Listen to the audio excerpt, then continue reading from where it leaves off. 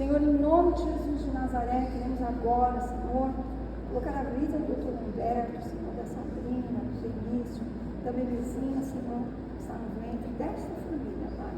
Cobre-os com teu sangue, os abençoa, cubra-os, Pai, com a tua bênção, com a tua proteção, e declaramos que eles estão debaixo da cobertura da Igreja de Jesus Cristo, as quais as portas do inferno não prevalecerão. Nós declaramos, Senhor, que a palavra, Senhor, que vai ser entregue através da vida da mulher, seja para a honra e glória do teu nome. Em nome de Jesus de Nazaré, aí em nome de Jesus, irmão.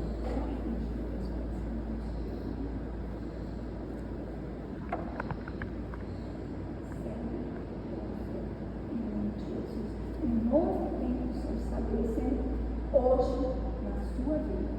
Amém? Nós, como igreja, estamos representados aqui.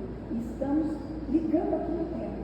Que seja liberado tudo aquilo que foi profetizado no seu desenho sobre a sua vida. Em nome de Jesus. Amém? Amém.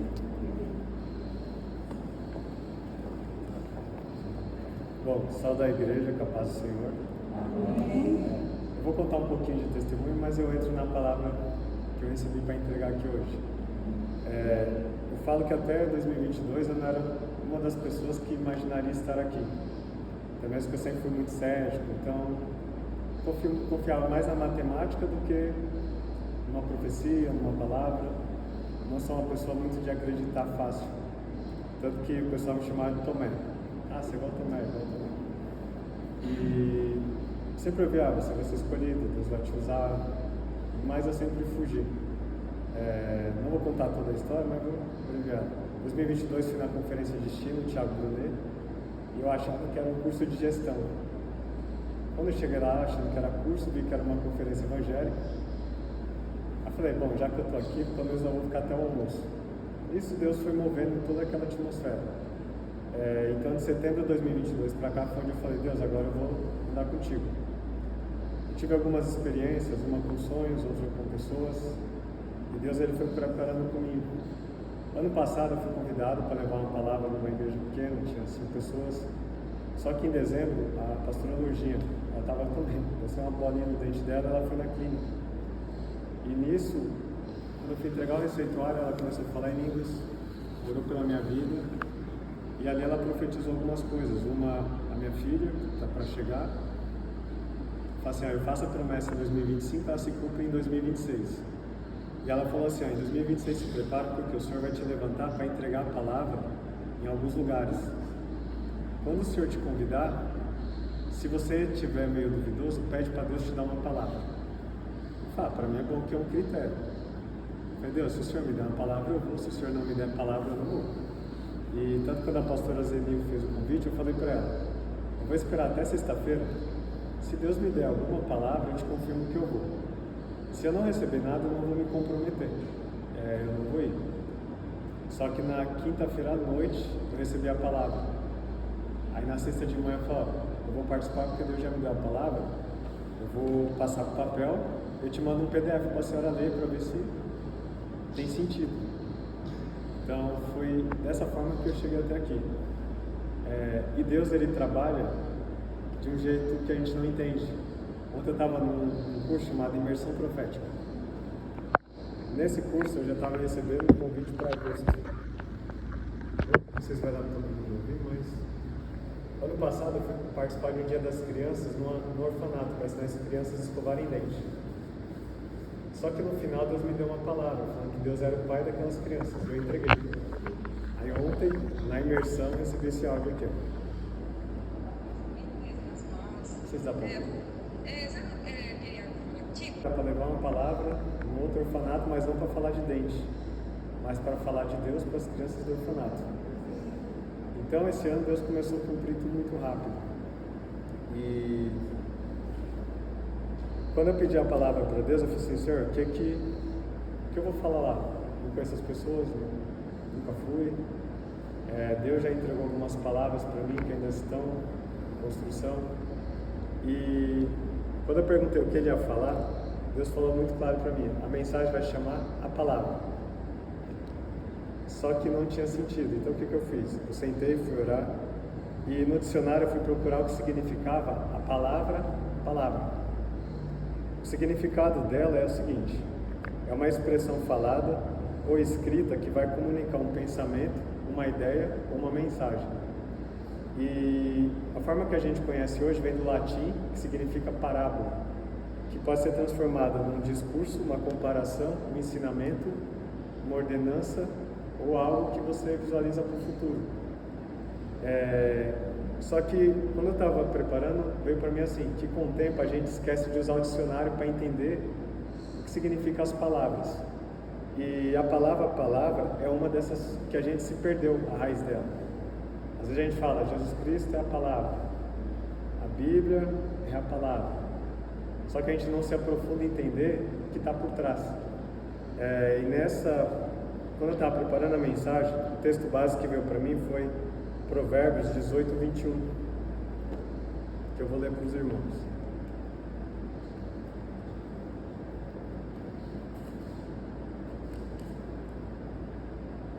Provérbios 18, 21 diz assim: a morte e a vida estão no poder da língua, e aqueles que a amam comerão do seu fruto. Mas ali fala-se do órgão, mas na verdade é o órgão que serve para produzir palavras, transmitir pensamento, transmitir uma mensagem.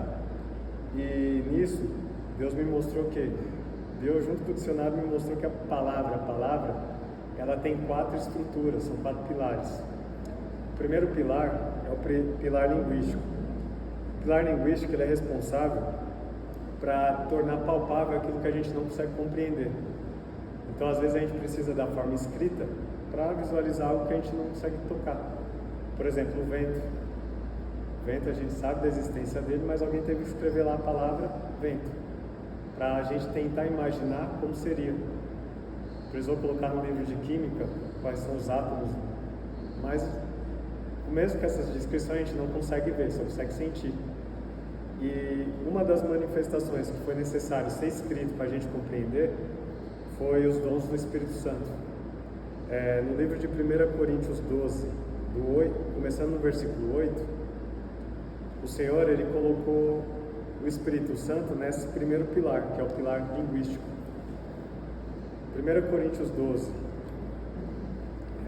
iniciando no versículo 8, diz assim: porque a um é dada pelo Espírito a palavra de sabedoria, a outro a palavra do conhecimento pelo mesmo Espírito, a outro fé pelo mesmo Espírito, a outros dons de cura pelo mesmo Espírito, a outra operação de milagres, a outra profecia, a outro discernimento dos Espíritos, a outro diversos tipos de línguas, a outra a interpretação de línguas. A um só e o mesmo Espírito opera estas coisas, dividindo a cada homem várias vezes como ele deseja. Então, o próprio Espírito Santo ele mostrou que se ele não estivesse no pilar linguístico, não ficaria claro para a gente como seria essa manifestação. Ficaria meio confuso para a gente entender quando seria a manifestação da presença de Deus, ou até mesmo a manifestação maligna. Então, para que a gente pudesse reconhecer o Espírito Santo, Deus escreveu os dons e os frutos. Se carrega essas características, vem de Deus. Se não carregar essas características, a gente sabe que vem do maligno ou pode ser uma própria vontade do homem. Mas a gente necessita do pilar linguístico. Por quê? O pilar linguístico ele é registrado. É difícil sofrer alteração. Então, uma vez registrado aqui nessa página, não vai se perder. A gente pode consultar por gerações e gerações e gerações. Eu uso essa Bíblia aqui hoje em dia, que é essa King James, então 1611. Mas o que me chamou a atenção nessa data, quando eu preparava o pilar linguístico, é o que? O tempo que ela foi escrita. Ela foi publicada em 1611, mas isso iniciou em 1547 e foi progredindo. Isso impediu o quê? Essa palavra se perdesse. Porque na cultura era comum transmitir por voz. Eu explico, aí alguém memoriza, explica, memoriza. Só que nesse pilar verbal é como se perder algumas coisas. Então o Senhor estabeleceu o primeiro pilar, que é qual? O linguístico. E esse pilar é o que nos dá segurança para que algumas coisas não sejam alteradas pelo homem. Isso vale para tudo, para as leis, para os fundamentos das nossas profissões, Então alguém descobriu um caminho, escreveu, a gente consulta e segue. É como se aquela pessoa estivesse conversando com a gente. Então, esse pilar linguístico é o que garante a palavra ou algumas outras coisas fora da palavra, envolvendo profissão, decisões que a gente tem que tomar. O segundo pilar, ele é baseado na promessa e o compromisso. Muitas vezes a gente assume com acordos, se voluntaria só por palavra. Por exemplo, quando a pastora Zenil me convidou para entregar essa mensagem e eu esperava de Deus uma resposta, ela não tinha uma garantia que eu ia vir, ela não tinha garantia nem de quem eu sou, de onde eu saí, como que eu fui parar no consultório, não tinha essa certeza, ela só tinha a minha palavra. Se eu receber a mensagem, eu vou. Recebi a palavra, mandei para ela, mas também não tinha garantia que eu ia estar aqui agora. Só falei que estaria porque eu recebi, mas poderia ter acontecido alguma outra situação que eu não viria. E Deus, Ele permitiu estar aqui, mas tinha por trás uma palavra, que é o que? Um pilar de honra. Quando a gente assume um compromisso com Deus ou com homens, a gente tem que lembrar que por trás desse pilar tem o princípio da honra. Uma honra e uma promessa, que a gente não pode quebrar. Porque se a gente quebra algum pilar ou algum princípio, isso acaba ofendendo a personalidade de Deus. Porque se quebrar um pilar de honra, é praticamente se estivesse praticando uma mentira. Isso já ofende a Deus, isso está entre as coisas que Deus condena. E o próprio rei Salomão, ele foi utilizado aqui em Provérbios 20, 25, ele nos alerta sobre o perigo da gente se comprometer com aquilo que às vezes a gente não vai conseguir cumprir. Provérbios 20, 25 diz assim: laço é para o homem devorar aquilo que é santo, e só refletir depois de feito os votos. Então, algumas decisões a gente precisa respirar. Amanhã eu respondo, amanhã eu resolvo. Por quê? Esse é o momento da sabedoria, aquele momento que impede da gente se comprometer com algumas coisas que a gente não vai conseguir cumprir. E mais na frente, o próprio Senhor Jesus Cristo, no livro de Mateus 5, iniciando no versículo 34,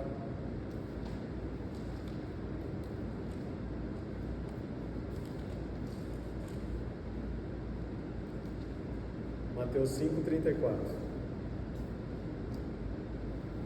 Eu, porém, vos digo, não jureis de modo algum, nem pelo céu, que é porque é trono de Deus, nem pela terra, porque é o escabelo dos pés, nem por Jerusalém, porque é a cidade do grande rei.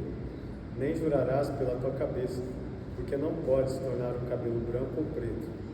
Mas seja o vosso falar sim, sim, não, não, porque o que passa disso vem do maligno. Então, às vezes a gente está em situações que a pessoa já quer que você se comprometa muito rápido, quer que você... Mas às vezes pode ser até o inimigo te conduzindo a uma decadência, a uma queda. E às vezes a queda não precisa ser nada grande, às vezes a queda é composta de pequenos passos e falsos. E depois, o discípulo Tiago, em Tiago 5,12, ele relembra o que o próprio Jesus disse. Em Tiago 5,12 diz assim: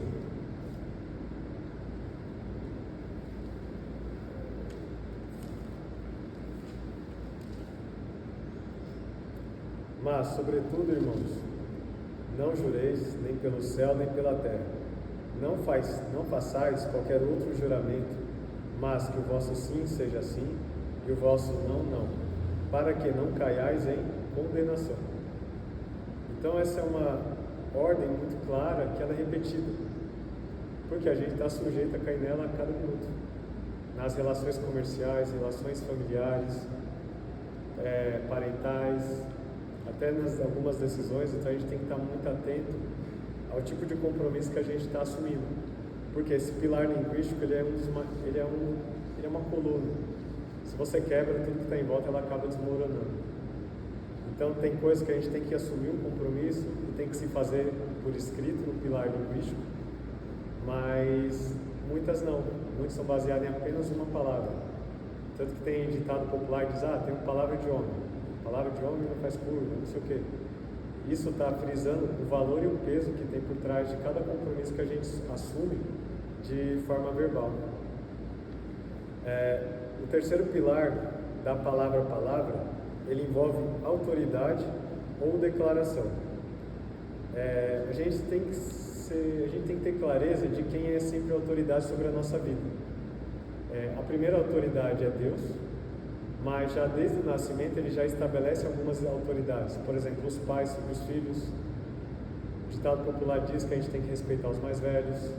Depois a gente vai para a escola, tem que respeitar os professores, os diretores, depois os nossos superiores, os governos.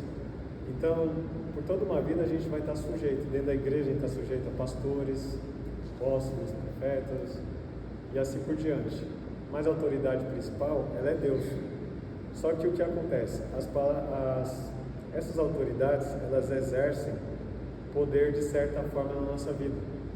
Poder para a vida ou poder para a morte. E cabe a nós a decidir de onde que está vindo essa autoridade. Ela foi colocada por Deus para conduzir isso aqui. Mas se ela está mandando eu fazer isso que está violando o que Deus mandou, pisa no freio, vamos se concentrar naquilo que Deus mandou, mas sem que a gente se volte contra aquela autoridade que está sendo permitida conduzir ali a nossa vida. Eu lembro que uma vez eu fui num treinamento que falava sobre o princípio de honra. E ele perguntou assim, no estacionamento, quem é uma autoridade sobre você? Aí todo mundo ficou quieto, aí o palestrante falou, o manobrista. Se o manobrista te disser que o carro tem que ficar em tal vaga, tem que colocar lá. Não importa o seu cargo, sua conta bancária, não importa nada disso. Naquele local, ele é a sua autoridade. Então você tem que saber respeitar. Mas eu não quero porque eu sou o CEO, não sei de onde. Não importa. Ali ele é uma autoridade colocada. Então as autoridades, elas estão em todos os lugares. A gente tem que ter sensibilidade para respeitar e entregar a honra que é devida. Em Tiago, capítulo 4, versículo 7, lá o apóstolo deixa claro que a gente está sujeito a Deus em primeiro lugar. Tiago 4,7 diz assim: sujeitai-vos, pois, a Deus, resistir ao diabo e ele fugirá de vós. Então a autoridade principal sendo Deus, tudo que vem do mal vai se afastar dos nossos caminhos. Ele pode até nos afrontar por um momento, mas ele é retirado. Por quê? A gente está sujeito à autoridade de Deus. Se a gente está sujeito a Ele, cabe a quem a nossa proteção? Ao nosso Pai. E mais na frente, tem uma expressão de Deus de como Ele usou de autoridade e de compromisso para trazer vida a tudo que existe na Terra. E Ele mostra como que esse pilar linguístico ele é utilizado. Porque por Deus foi tudo criado pela palavra. Não fala Deus, não. Primeiro Deus deu a palavra. Eu vou ler para os irmãos Gênesis capítulo 1. Eu vou ler alguns versículos pulando, mas com ênfase em tudo que Deus falou. Não a forma que foi feito, mas o comando que Ele deu.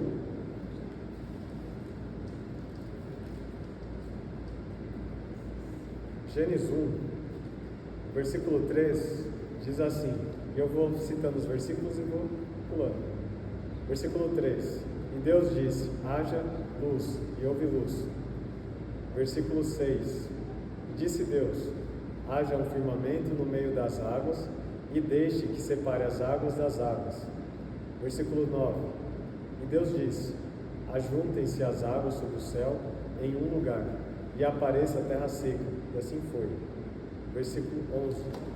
E disse Deus, deixe a terra trazer a relva, a erva produzindo semente e a árvore frutífera produzindo fruto, segundo a sua espécie, cuja semente esteja em si mesmo, sobre a terra, e assim foi. Versículo 14. E disse Deus, haja luzes no firmamento do céu para dividir o dia da noite, e que sejam por sinais, e para estações, e para os dias, e para os anos. Versículo 20. E Deus disse, produzam as águas abundantemente criaturas viventes que se movem, e as aves que possam voar acima da terra, no vasto firmamento do céu. Versículo 24. E disse Deus, produze a terra criaturas viventes, segundo as suas espécies, gado e seres rastejantes, e animais da terra, segundo a sua espécie, e assim foi. Versículo 26. E disse Deus: façamos o homem à nossa imagem. Presta atenção nessa frase: conforme a nossa semelhança. E que eles tenham domínio sobre os peixes do mar, e sobre as aves do céu, e sobre o gado, e sobre toda a terra, e sobre toda coisa que rasteja sobre a terra. Versículo 31. E Deus viu que todas as coisas que ele havia feito, e eis que era muito bom, e houve a tarde e a manhã do sexto dia. O versículo 31 fala que Deus já havia feito, só que tudo que Deus fez foi através da palavra, e Ele nos criou a imagem e semelhança dele. Se Deus cria tudo por palavra, se nós somos a semelhança, o que nós devemos usar para construir a nossa volta? A palavra. Eu vou falar de mim porque às vezes eu reclamando muito com o trânsito. Eu não aguento mais pegar uma hora de trânsito, 2 horas, tudo. Só que quando eu preparava essa mensagem, ela falou primeiro comigo. Por quê? Todo dia eu estava liberando palavra ruim para mim. Todo dia. Eu era uma pessoa boa, trabalhava certinho. Sabrina fala se eu sou bom marido. Benício fala se eu sou bom pai, mas na minha cabeça eu estava fazendo o mínimo certo. Mas essa mensagem me lembrou de uma coisa que eu não estava fazendo. Todo dia, murmurando. Eu estava fazendo o quê? Liberando palavra que em algum momento vai construir alguma coisa na minha volta. Isso pode construir estresse, que vai trazer doença inflamatória, que vai gerar outras coisas. Só que eu não estava prestando atenção que isso iniciava na palavra. Então não adiantava eu ficar ouvindo pregação, louvor. Na primeira fechada, uma palavra de murmuração ou xingando alguém. Eu não xingava para a rua, né? Eu xingava dentro do carro para dar confusão. Só que a palavra já estava liberada. Então, a primeira coisa que eu fiz quando eu estava nesse pilar foi o quê? Já pedi desculpa para Deus. Deus, desculpa que eu não sabia. Eu sabia que a vida e a morte estavam na minha língua, mas eu não imaginava que começava nos pequenos momentos. E a gente é a imagem e semelhança de Deus, então Deus não criou nada pondo a mão na massa primeiro. Primeiro Ele liberou a palavra.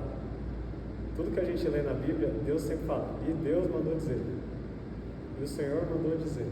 Então, ou seja, Ele sempre libera uma palavra primeiro, para que aquilo venha se cumprir.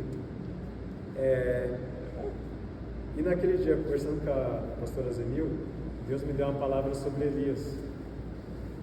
E eu trouxe até uma pergunta para os irmãos. Se alguém sabe me dizer quem foi capaz de ferir o profeta Elias a ponto dele quase morrer? Uma rainha. Ela fez um ferimento dele tão grande que ele quase morreu. E sendo que ele matou 400 profetas com espada. Só que o ferimento que ele recebeu quase causou a morte dele. No livro de 1 Reis 19, versículo 1 e 2, mostra qual foi a ferramenta que ela usou para ferir o Elias. Versículo 19, Acabe é meio fofoqueiro. E Acabe contou a Jezabel tudo que Elias havia feito, e ao mesmo tempo, como ele havia matado todos os profetas com a espada. Versículo 2, então Jezabel mandou, nem foi ela mandou um mensageiro a Elias, e lhe disse, assim me façam os deuses, e outro tanto, se até amanhã, a estas horas, se eu não fizer com a tua vida como a de um deles. Então ela liberou um decreto de morte sobre a vida de Elias. E por que causou o ferimento nele? Porque isso veio de uma pessoa de autoridade, não veio de uma pessoa comum.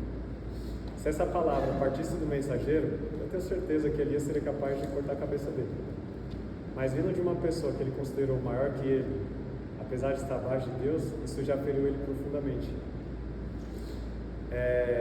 No versículo 4, 5, 6, 7, 8, Deus ele precisou relembrar quem era a autoridade principal sobre a vida de Elias. Se a palavra de autoridade vinha de Jezabel ou se vinha de Deus. Eu vou ler os versículos para ficar mais claro. Versículo 4. E ele, porém, seguiu a viagem de um dia para dentro do deserto. chegou e se assentou debaixo de um junípero e pediu por si para que pudesse morrer. E disse: Basta, agora, ó Senhor, tira a minha vida, porque não sou melhor do que meus pais. Se vocês lerem todos os versículos para trás, em nenhum momento ele demonstrou medo. Ele debochou dos falsos profetas, fez piada, matou, e nada abalou Elias, mas uma palavra feriu ele profundamente, a ponto dele desejar a morte. No versículo 5, enquanto ele estava deitado e dormia debaixo do junípero, eis que um anjo o tocou e lhe disse: Levanta-te e come. E ele olhou, e eis que havia um pão assado sobre as brasas, um cântaro de água junto à sua cabeça, e ele comeu e bebeu e deitou novamente. Se eu vejo um anjo primeiro, eu acho que eu já quero levantar. Mas Elias estava tão ferido por aquela palavra, que ele não tinha força, apesar de ter comido pão e água. Ele se entregou àquele sentimento de depressão, de tristeza, por causa do ferimento que ele recebeu. No versículo 7, e o anjo do Senhor veio novamente pela segunda vez e o tocou e disse: Levanta e come, porque a jornada é demasiadamente grande para ti. E ele se levantou, comeu e bebeu, e foi na força daquela comida por 40 dias e 40 noites, até o Horebe, Monte Santo de Deus. Então ali a gente já consegue ver que a palavra da rainha não se cumpriu. Ela disse que ele ia morrer no dia seguinte, naquela mesma hora. Aqui já mostra que ele passou 40 dias caminhando. Então a palavra dela não teve peso nenhum, comparada com uma palavra que vem de Deus. E no livro de 2 Reis 2, versículo 11, quando estava o profeta Eliseu junto com o profeta Elias, aconteceu algo com Elias, que diz assim: E sucedeu que enquanto eles ainda seguiu adiante e conversavam, apareceu ali uma carruagem de fogo e cavalos de fogo e os separaram a ambos, Elias de Eliseu. E Elias subiu por um turbilhão de vento ao céu. Então, ou seja, Elias nunca morreu. Aquela palavra de autoridade nunca veio se cumprir na vida dele, porque a autoridade maior sobre a vida dele era o próprio Deus. Então, irmãos, isso cria a gente aquela confiança de que, antes de deixar a ansiedade dominar, qualquer outra coisa, tem que se perguntar se essa sentença está partindo de Deus ou não. Porque assim, a palavra de Deus, ela traz bênção, e é uma palavra que traz vida. Em João 6,63 diz que Jesus veio para trazer vida. Mateus 7,7 diz assim: Pedi e dar-se-vos-á, buscai e encontrareis, batei e abrir-se-vos-á. Porque aquele que pede recebe, o que busca encontra, o que bate vai abrir.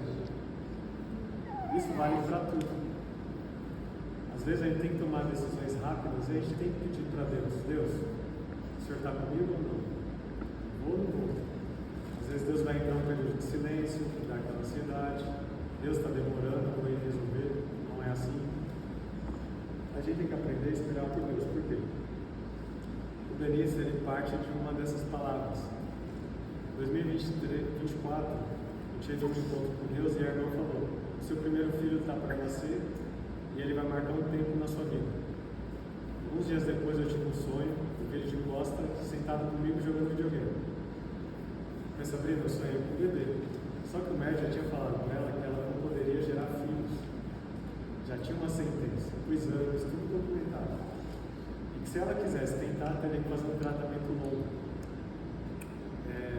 Tanto que quando ela descobriu que estava grávida, o médico falou: eu sou muito católico para acreditar, uma gravidez psicológica ou top.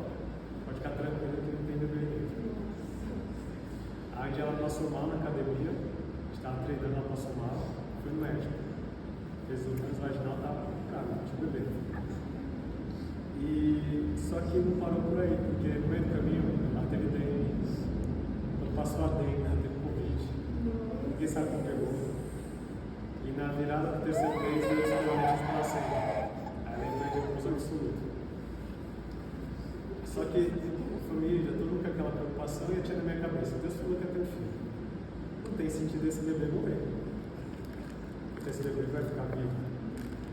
Só que a realidade estava me dizendo que talvez não ia durar muito tempo. Aí um dos dias, um domingo, Deus me acordou para eu ir no monte. Eu falei, Sabrina, eu vou no monte, não sei o que é, mas eu vou lá. E naquela semana eu tinha sido assaltado. Então eu acho que era por conta do assalto, eu falei, vamos lá, como Deus quer comigo. Quando eu estava subindo no monte, Deus mandou ele no meio da mata lá e tinha um profeta. Ele falou assim, ó, pode descer para tua casa, que o anjo da morte não vai te alcançar e nem vai alcançar a vida do teu filho, porque teu filho vai ser profeta. Ele carrega a verdade na ponta da língua. E você vai ser um pastor que vai pegar ovelhas da boca dos lobos. Aí eu olhei e falei, mas eu não sou pastor. Davi era rei do pasto. Deus vai te usar. Falei, tá bom, obrigado. Porque eu tinha que voltar para aprender a sair com ela. Que ela tinha que fazer ultrassom toda semana. Eu falei, não posso deixar ela sozinha em casa, porque eu preciso de ajuda.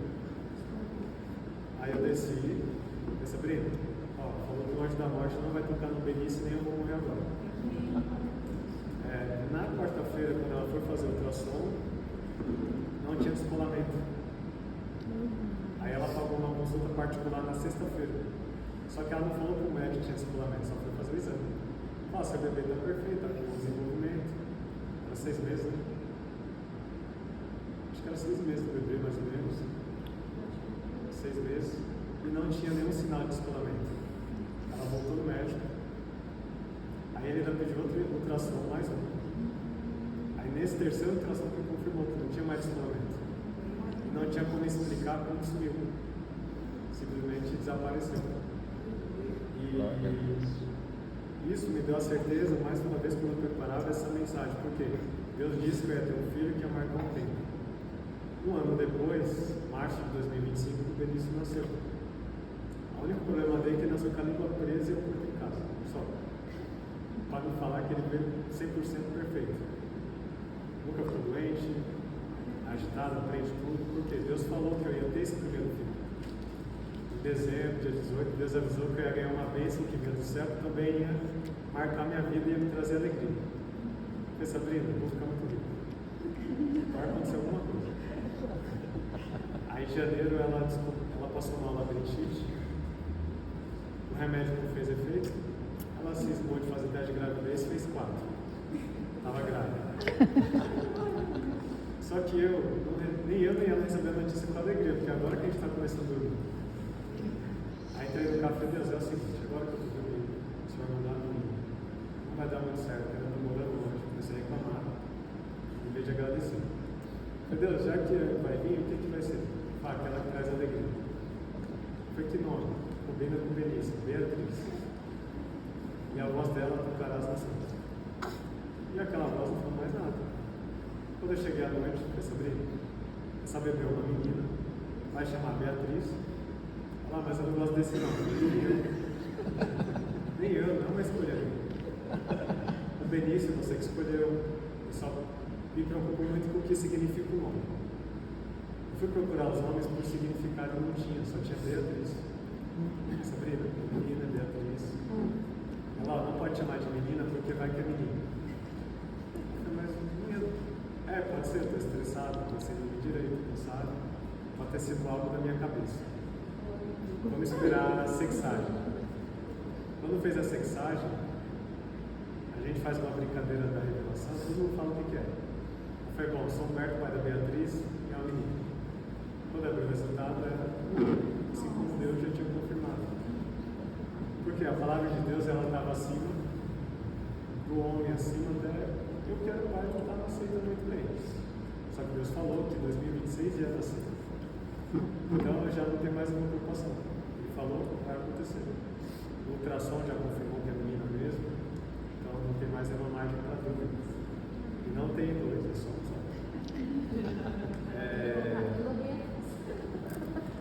A gente está nessa parte. Você pode falar, você fica sabendo disso. Aquelas coisas.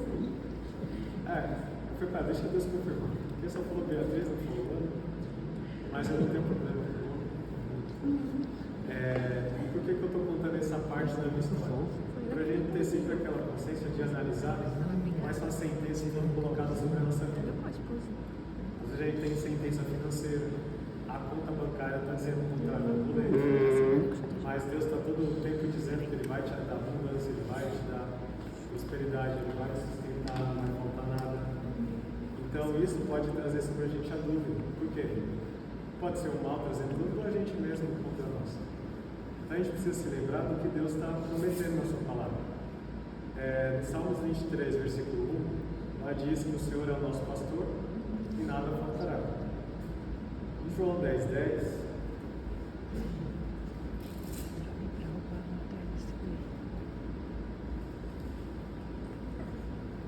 João 10:10 diz assim: o ladrão não vem senão para roubar, matar e destruir. Então aqui ele se refere ao inimigo. Mas na segunda parte ele diz assim: eu vim para que tenham vida e tenham em abundância. Eu sou o bom pastor. O bom pastor dá a vida pelas ovelhas. Então o nosso pastor está dizendo que nada vai faltar, está dizendo também que a gente vai ter uma vida em abundância. Tem uma observação que é à medida que a gente consegue administrar os talentos ou aquilo que ele põe nas nossas mãos. Mas se ele pôr 1 ou 10, não faz diferença, porque ele está suprindo e dizendo que nada vai faltar. Está dizendo que tudo é abundância. Então isso diz que assim, não vai faltar saúde mental e física, não vai faltar a parte financeira, não vai faltar paz dentro do nosso lar, não vai faltar trabalho, não vai faltar recurso para quem tem empresa. Ele está dizendo isso. O difícil é a gente acreditar que no dia domingo às vezes. Eu falo por mim. Por mais que eu saiba, tem hora que será? E preparando aqui, eu descobri que eu não posso permitir que o será ganhe força dentro de mim. Se o será aparecer, eu vou ler Salmos 23. Deus disse que não vai faltar e não vai faltar. Amém. Isso não vai ser diferente. Às vezes a gente pode passar por momentos ruins de saúde. Mas se Deus está dizendo que vai curar, que vai liberar a bênção, é isso que vai acontecer. A gente só precisa perguntar para Deus qual é a sua vontade nessa situação. O que o Senhor está preparando nessa situação? E aí fica mais fácil caminhar. Em João 16, 24.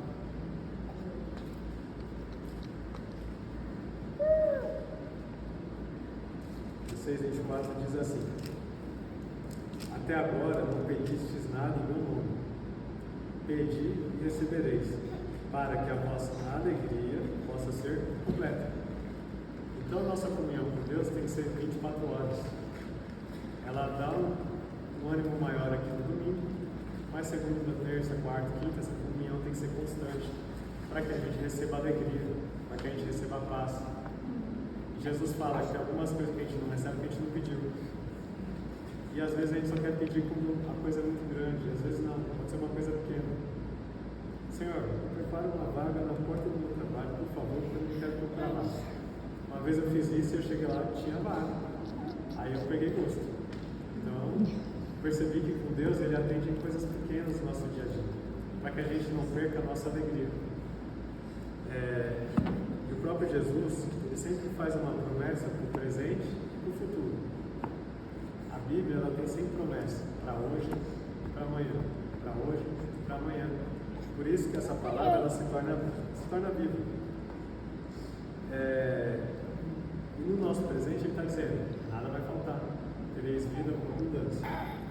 No nosso futuro, ele fez 2 promessas que me chamou muita atenção quando eu preparava essa mensagem. Uma está em João 14:2.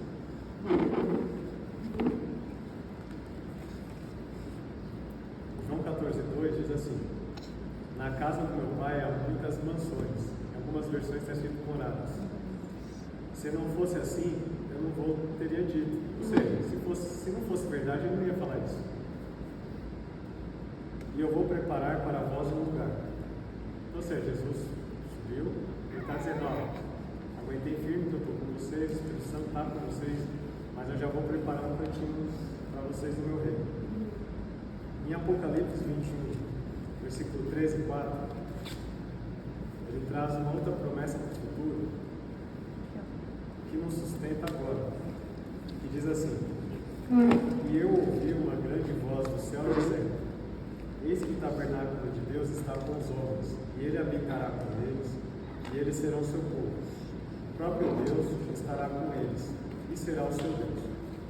E Deus enxugará todas as lágrimas dos seus olhos, e não haverá mais morte, nem tristeza, nem choro, nem haverá mais dor, porque as coisas antigas serão passadas. Isso nos dá a certeza de que, independente do cenário mundial, a gente sabe que está vivendo algumas profecias do fim, relato de guerra, pandemia. Se a gente der atenção a isso, a gente não vai viver. A gente não vai ter uma vida com Cristo. Pô, Jesus, o Senhor está com a gente, está deixando explodir uma guerra.